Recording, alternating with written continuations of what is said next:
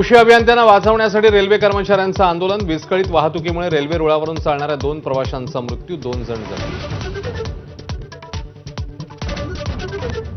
पार्थ पवार प्रकरणी अजित पवारांनी हात झटकले. प्रकरणाशी काही संबंध नसल्याची स्पष्टोक्ती. मुख्यमंत्र्यांनी चौकशी करावी, अजित पवारांचं वक्तव्य.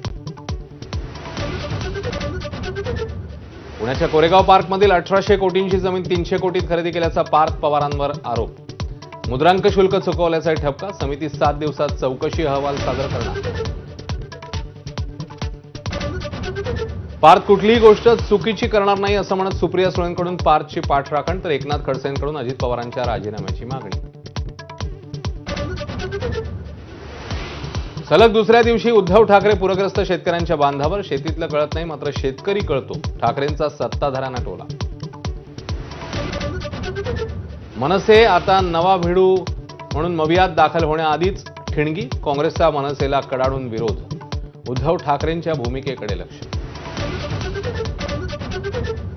काम करायची इच्छा नसल्यास पद सोडा. पुण्यामध्ये राज ठाकरेंनी पदाधिकाऱ्यांना फटकारलं, तर संघाचा कार्यकर्ता म्हणून मिरवणाऱ्या रमेश परदेशीचीही कानउघडणी. मराठा आंदोलक मनोज जरांगेंना जीवे मारण्याची धमकी. 2 संशयित ताब्यात. एक नीच वृत्तीच्या व्यक्तीने कट रचल्याचा जरांगेंचा आरोप. राष्ट्रवादीच्या पुणे शहर बैठकीत रुपाली चाकणकर, रुपाली ठोंबरे आमने सामने. आपल्या भूमिकेमुळे पक्षाची बदनामी होता कामा नये, अजित पवारांकडून सक्त ताकीद.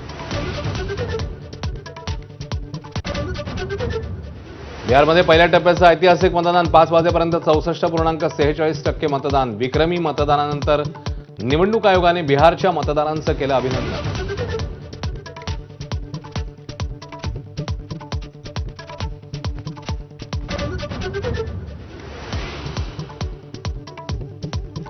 नमस्कार, मी अश्विन बापट. आपण बघताय 10